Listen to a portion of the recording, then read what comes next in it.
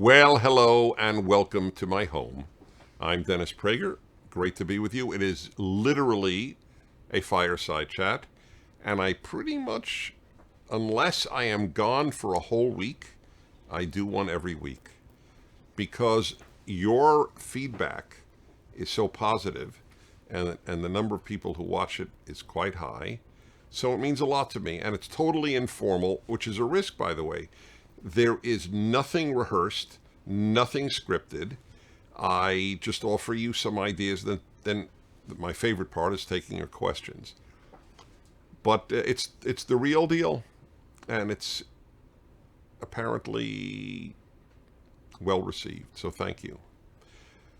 So did I even say my name? I don't even know if I said my name. My name is Dennis Prager, which you probably know, or you wouldn't actually be watching this now. But nevertheless, it is appropriate to say.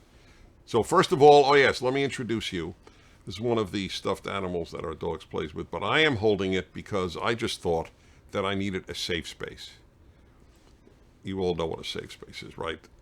On a college campus, if you encounter just the fact that someone came on the campus and said something with which you differ, you can go to a safe space. They give you stuffed animals, and they give you, what else do they give you? They give you, what do they give you? Play-Doh, Play-Doh. They play crayons. sweet music. They show frolicking dog videos. What was that? Crayons? Crayons. This is to college kids. You know, if somebody if somebody gave me that when I was 7, I would have said, what am I, a baby? And these people are 20. This is a problem. The infantilization of young people in this country is a very, very real problem. I feel bad for young people. The whole point is to grow up, not to stay a child. But that's another subject. So what am I going to open with today? I always open with a few comments on something.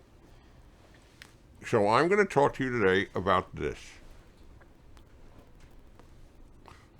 Every so often I will get an email.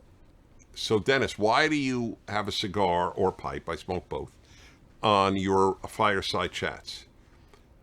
And I'll get either, it's unhealthy, or it's a bad role model, or those are the two big ones. And not even the role model so much as the unhealthy. But so I want to talk to you about why I smoke cigars and a pipe.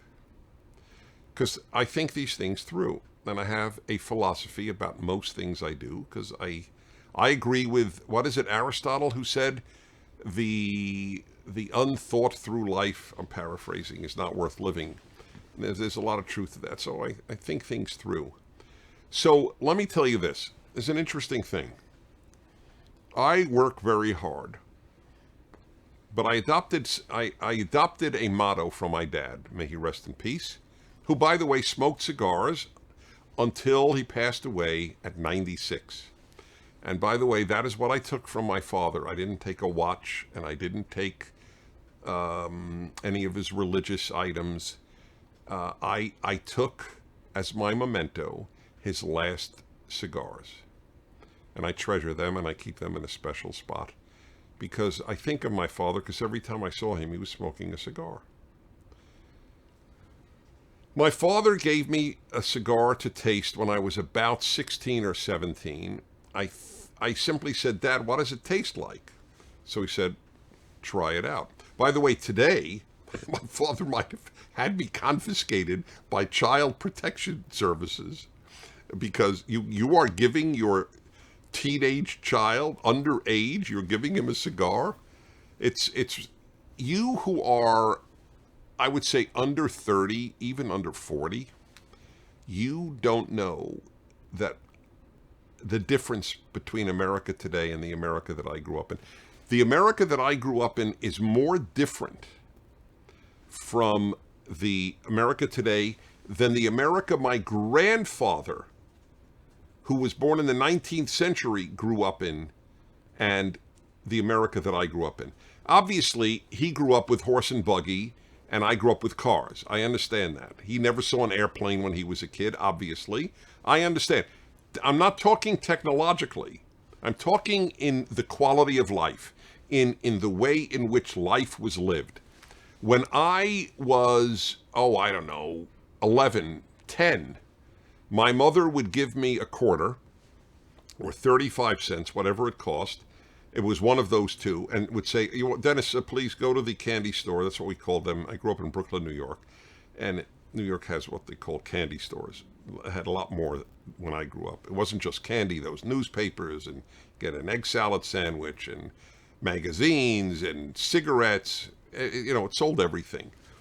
Anyway, she'd say, Dennis, go to the candy store, please, and get me cigarettes. So at 10, I would buy cigarettes. And it was a non-issue. The guy sold it to me. I took him back to my mother. I even remember the brand. My mother smoked L&M. I don't even know if it exists. Liggett and Myers is what it stood for. Everything was freer. Everything.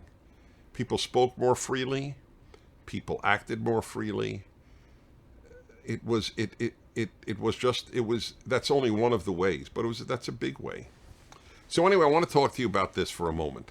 So what happened? Then why do I smoke cigars and a pipe? Because it's very important. If it weren't important, I wouldn't waste your time or my time talking about this. Everything needs to be thought through. So my father gave me the cigar at about 16 or 17, and I loved it immediately. And so he didn't care. Whenever I took a cigar, I would smoke a cigar. It wasn't often, but I did. And I really enjoyed it. And then I started smoking a pipe because I love the taste of tobacco. Obviously, or I wouldn't continue. I don't happen to drink alcohol. Far more Americans drink alcohol than smoke anything today, at any rate. And between alcohol and a cigar, well, when the war on tobacco began, and by the way, let me just say, I know cigarettes are dangerous.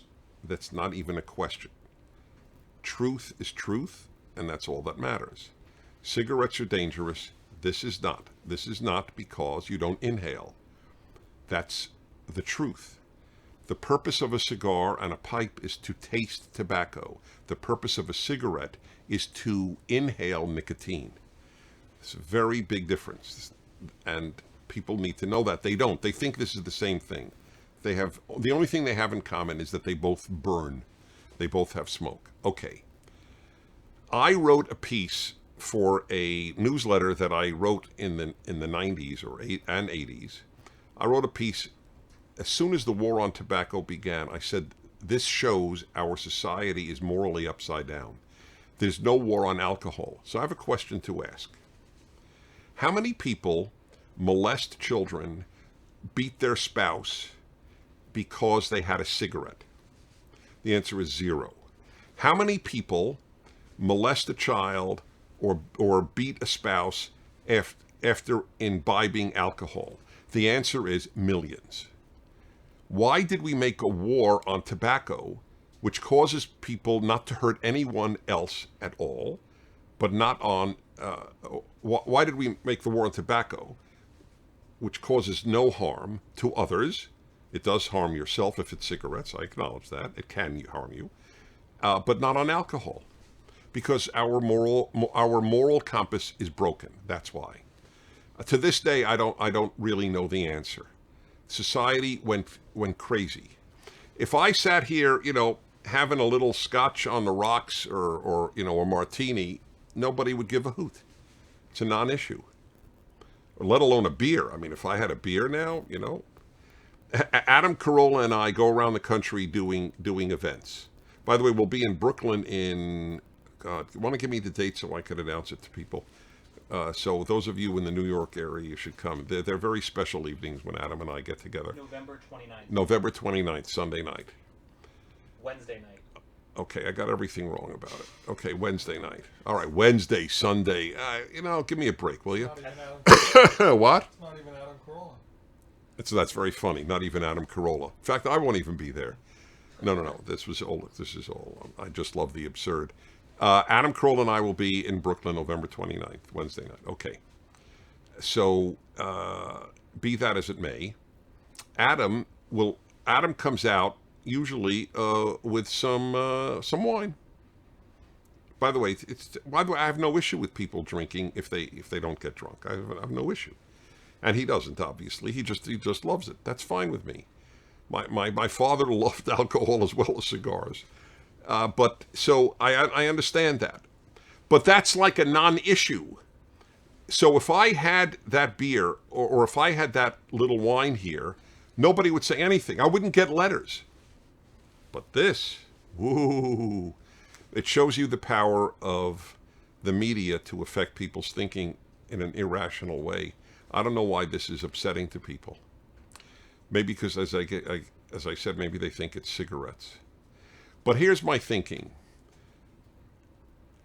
My father had a motto, back to my dad. Okay? My father had a motto. He would say this very often. I hear his voice as any kid can hear their parents' voice. You hear it forever. It's sort of like a recording in your brain. Dennis, I work hard and I play hard. And I thought, that is true.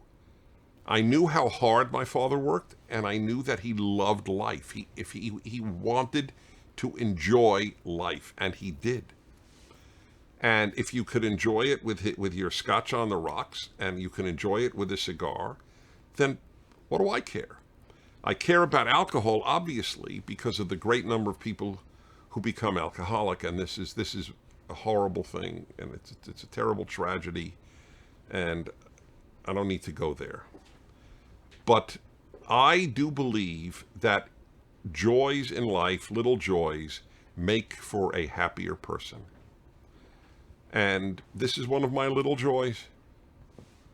Why wouldn't I do it? You know, I am a religious person, as I have often noted. In my case, I am a religious Jew. And there is a very famous statement in the Talmud. The Talmud is the second holiest work in Judaism. The first holiest is the Bible. The second is the Talmud. Talmud is gigantic. It is about the size of the Encyclopedia Britannica. In other words, it's many, many, many, many volumes.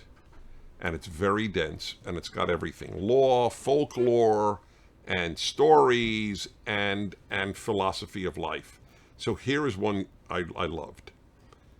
God will ask you 5 questions. This is in the Talmud. God will ask you 5 questions when you appear before him and you're judged.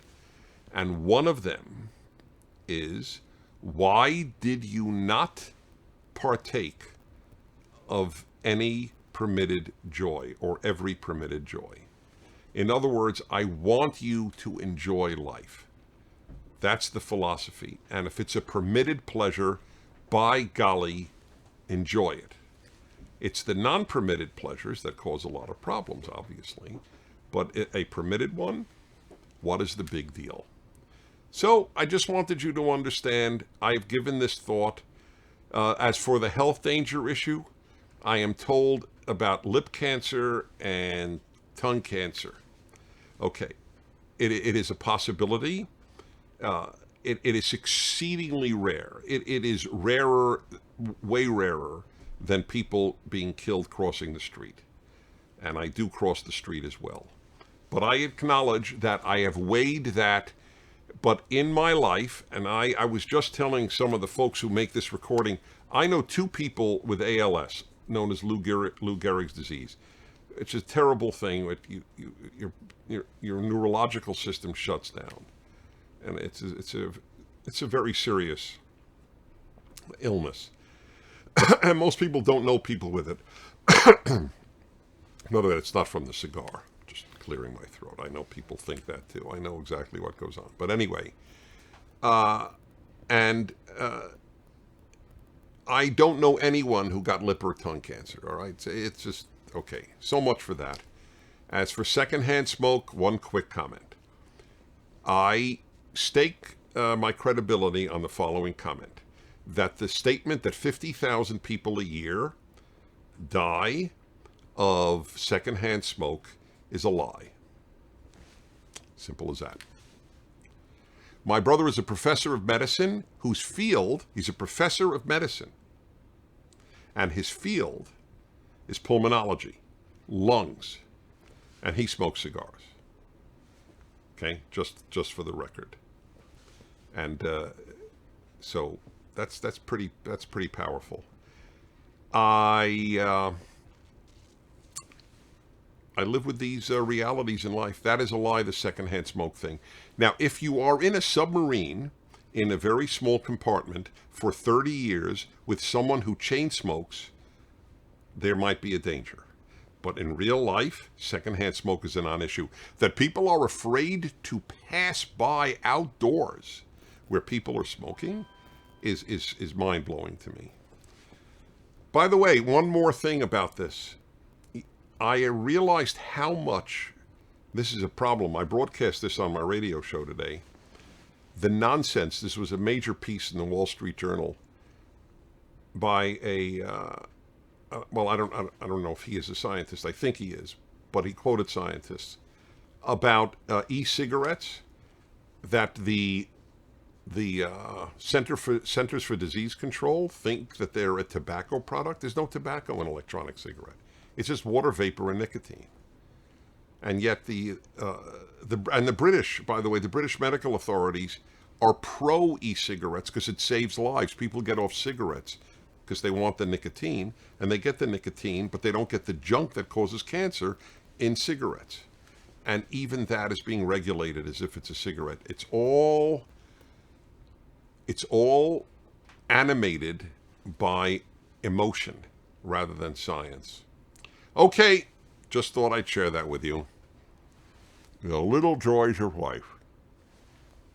Oh yes, and there is one other joy that I have from this. It's politically incorrect.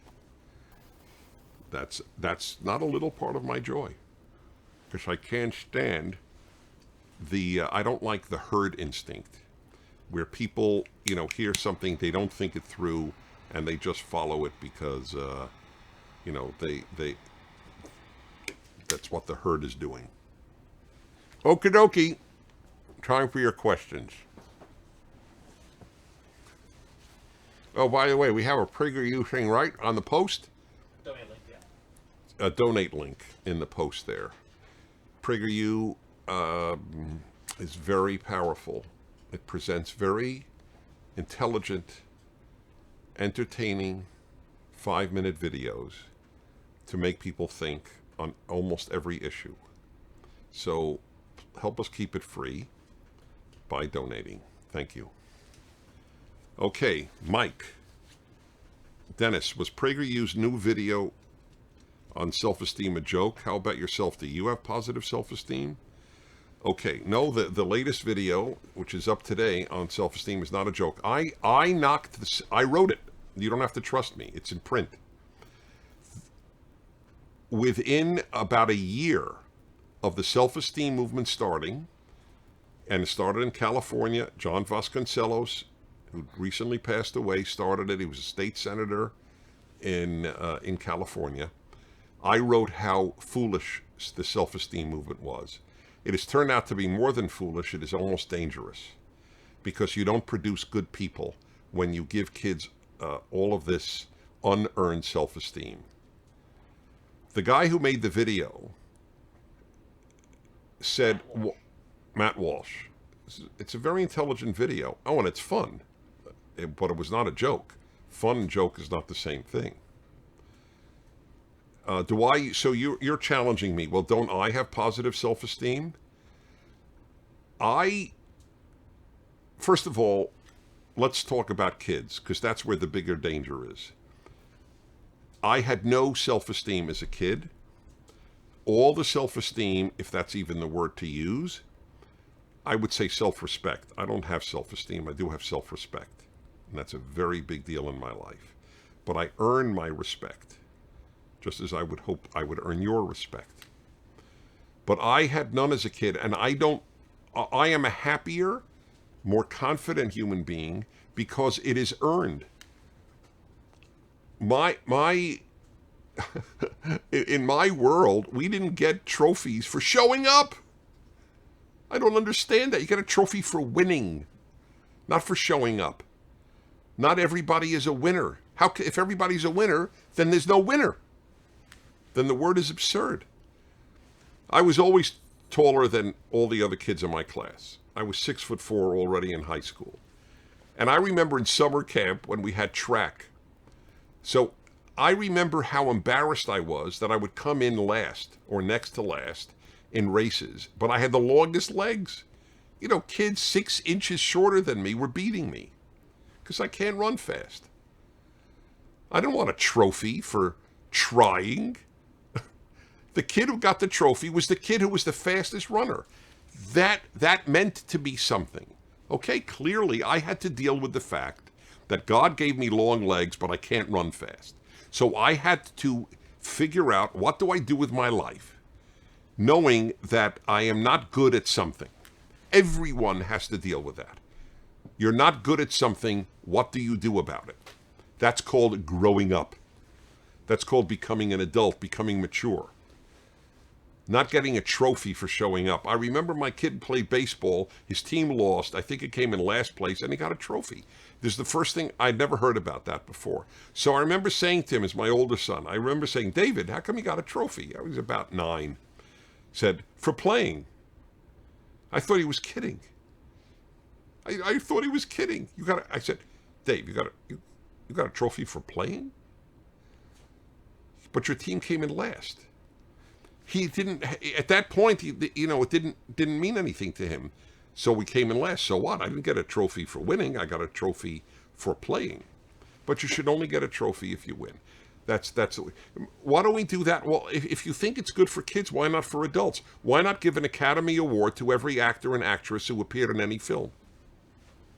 Why is that any different? Why should one actor and one actress get best performing, best actress or best actor award a year? Is that fair? Why doesn't every actor get a showed up award? They were in a film, 3 seconds, didn't say anything, but they were there. One of the pedestrians walking by in the background. So yes, this film is very serious. So here is my question that I always ask people. Here's my request, not question. My request is that you ask this question. I want you to ask the finest adults you know. I mean, kindest, people of the most integrity, most honesty, most decency, the people you are most admiring of for character. Okay, not for achievements outside of character, for character. Ask them the following question. Did you have high self-esteem as a kid? Every single one will say no. You know who have very high self-esteem? This is not, I didn't make this up. Roy Baumeister, one of the leading criminologists in America, was a professor of criminology. I think he was at Case Western, now he's in Florida at some university there. I had him on my show many times. He's a very, very incisive man. He spent his life with violent criminals, studying them. And he told me, Dennis, who has the highest self-esteem of anyone I've ever met? Murderers. By the way, it makes perfect sense. I think so highly of myself. I am so superior to you, I could take your life. Now, I'm not saying self-esteem leads to murder. I'm merely offering you an insight. So, yes, it's a very serious video. William, 32, Reno, Nevada. Dennis, do you plan on reading Hillary Clinton's new book? I do, actually. But not right now. Right now, I am reading a biography of Robert E. Lee. Since they're taking his trophy down, I decided I wanted to learn more about him. William, is M-A-J-O. Is that Majo, Mayo, or Majo? Whichever one, 19 years old. Hi. Dennis, do you think one day people will judge our generation unfavorably for eating meat? Do you think eating meat is immoral? I do think that will happen. And I've raised this issue very often. I wonder if you've heard me say it. If you didn't, it's fascinating that you're asking the question. You cannot judge people of the past by the standards of today. It doesn't work. Almost everybody will fail. So, yes, Washington and Jefferson had slaves. Obviously, having slaves is wrong, but they were great men nevertheless.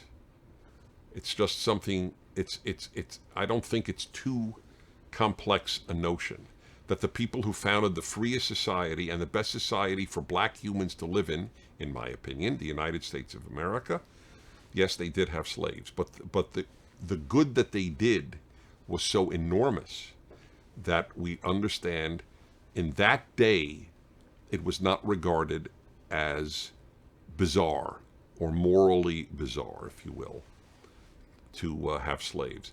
I would say this, though, if I learned he was a sadist, that either Jefferson or Washington were sadistic towards slaves, that would have an impact on the way I viewed them, that I would acknowledge. But because even then that would have been regarded as wrong. So yes, I believe that eventually more and more people will be vegetarian. They will make vegetables taste like meat. It'll be very much easier to be a vegetarian, and they will view those of us who ate meat as not exactly the way we view people who own slaves, but nevertheless in a very negative light. Do I think eating meat is immoral? I struggle with this issue.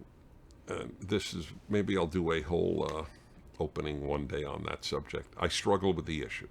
I deeply respect those who do not. No, let me make something clear. I take that back.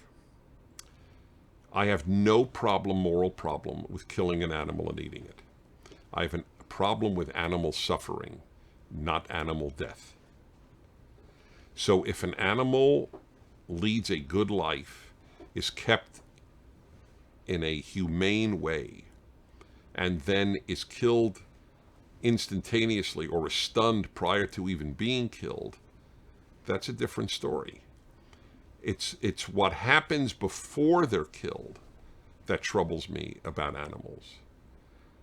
That's why I have not eaten veal since my teens, because I know how they're raised in order to keep the meat soft, and it's a terrible life, and that's cruel. So my issue is not eating animals, it's how animals are treated prior to their being eaten. 3 more questions. Justus in Germany asks, Dennis, what do you think about Germany and the German people? Wow. That's so huge. Oh God, where do I begin? This will sound odd, but some of the kindest people I've ever known were German. I'm thinking of 2 in particular. One who actually lived here, a young man who lived with my family just until a few months ago for half a year. He is a remarkable, remarkable human being. And a young woman, well, she's now, I guess, in her 40s. And I've never met a kinder human being than this German woman who is married to an American friend of mine. So there are beautiful people in Germany. That is a given. But Germany's caused more problems in the last 100 or so years than anybody else. And that's just a fact. And just recently I did a show on this question. A man wrote a very powerful article. What is it? What is the problem with Germany, or something like that? And he made a very powerful point that I had never thought of. He noted a book that a major woman scholar had written, Gertrude Himmelfarb, and it was about the English, French, and American Enlightenment. And he asked, well, why didn't she write about the German Enlightenment? He said, because they did not share the Enlightenment. They went for romanticism, not reason. And that made a great deal of sense to me. This romantic strain, like the folk, the Nazi emphasis on the folk. Volkswagen means people's car. This was a very big deal, the folk, but it was all irrational. Wagner's operas are irrational, and I love Wagner's operas, by the way, even though he was a terrible anti-Semite and so on. So a lot of bad ideas came from Germany, including socialism. Forgetting Marx, who was German and is the father of this nonsense, it is also, the Kaiser who initiated this stuff. And do you know how our universities began to go down a bad path intellectually and morally? because at the end of the 1800s, very few American universities were awarding PhDs. So young scholars would go to Germany to get their PhD. And that began the bad ideas that have now truly ruined our university. So the individual German goes from beautiful to ugly like any other group. But the collective Germany has been problematic. And now the latest, taking in a million people from the Middle East and causing terrible problems as a result in all of Europe. And it may not survive as Europe. And Germany will have been decisive in this. And the book you should read in this regard is The Strange Death of Europe by Douglas Murray, who is gay and an atheist. So he's got a lot of credentials that a lot of people find important. Of course, the only credential I find important is he is morally brilliant. It's a very important book. The Strange Death of Europe. Two more. Michael, 13. Hi, Michael. Antelope, California. Dennis, can you give me some advice that I need if I want to become professionally successful as an adult? Yes. Develop your character. Character über alles. Character first. If you have a good character, you will succeed in anything you do. That is the most important thing you can do. And that entails good values and self-control. Self-control is the key to almost everything. Final question is from Forrest, 34, from Fort Worth, Texas. Dennis, were there any points in your life where you lost your faith in God or in Judaism? If so, what did you do to restore your faith? You know, that is interesting. You folks ask good questions. I do remember I did have a crisis of faith, and I remember very well, and I remember what triggered it. I was in my early 20s, and I drove from New York to Dallas, or New York to Texas. I didn't get as far as Dallas even. But I drove from New York to Texas and back just to see America. And we visited, because I took my friend with me, my close friend at the time, we drove together. I drove, he rode, let's put it that way. But, we did the trip together. We visited a spectacular couple that we knew in Alexandria, Louisiana, central Louisiana. And he told us of a niece that he had who was hit by a train in a terrible accident and was terribly brain damaged. And I don't know why, because it's not like I didn't know about suffering. I've been obsessed with human suffering since I was a teenager. But for whatever reason, I just thought of that girl and thought, if there's a God, he really made a very unfair place. But maybe there isn't a God. Maybe everything is just random. The girl is brain damaged because it was her bad luck that this accident took place. And for whatever reason, I did go through that crisis of faith. It actually turned out good because it forced me to approach the issue of God rationally and not have faith in God because I was raised with faith in God. I don't like to do anything just out of habit. I wanted to really analyze this question of God. And the amazing thing is, I believe in God overwhelmingly because of reason, not because of emotion, or habit, but because of reason. Most people think that the more rational you are, the more likely you are to be an atheist or an agnostic. But I have come to God almost solely because of reason. Reason does not suggest to me that intelligence came about randomly. If you found a computer on Jupiter, I assume you would assume that an intelligence made a computer because it reflects intelligence. It has a hard drive. It has an operating system. Well, we're infinitely more complex than a computer.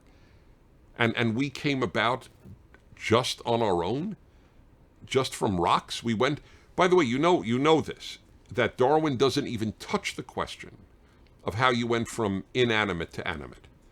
How does life come from non-life? There is no explanation in the scientific world. It is a 100% mystery. So I assume that this mystery is solvable, that a higher intelligence made this intelligence, since it doesn't happen on its own. And I worked through on rational grounds in my 20s the issue of God, and it has only become stronger and stronger. If you want to read, well, I've written on this a lot, but if you want to read a very, very good few pages, just a few pages, not even a book, for all of my radio career, which is over 30 years, people have called up who have studied the 12-step program or lived the 12-step program because they're addicted, whether it's alcohol or gambling or drugs or what have you. And they are sober now thanks to the 12-step program, which I knew nothing about, nothing. I've come to believe there's more wisdom in the 12-step program than at nearly any of our universities. The entire university is not as wise as the big book, as they call it.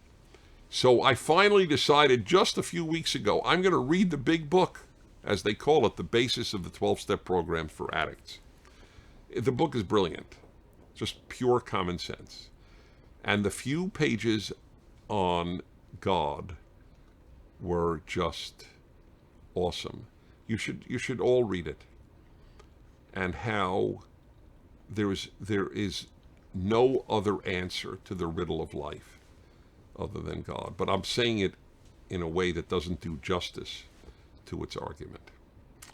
So yes, I think it's a healthy thing to go through a difficult period vis-a-vis God. But I'll leave you with this thought. So, if you read the Bible, you know that God chooses a people to take his message to the world. They're known today as Jews. They were known as Hebrews or Israelites. The name of the people is Israel. That's the name of the people. It's also the name of a country, but in the Bible, it's the name of a people. Do you know what it means? What the word Israel in Hebrew means? Very few people know this. And I'm not making it up. It actually says it in the Bible. When the patriarch Jacob has his name changed to Israel, that's when it happens. And it means struggle with God. El is God. Isra or Yisra is to struggle. The name of God's people is struggle with God. So it's good for believers to struggle with God. And it's good for atheists to struggle with God. That's the point. You shouldn't be complacent in your atheism either. With that, thanks for watching. I'm Dennis Prager. See you next week.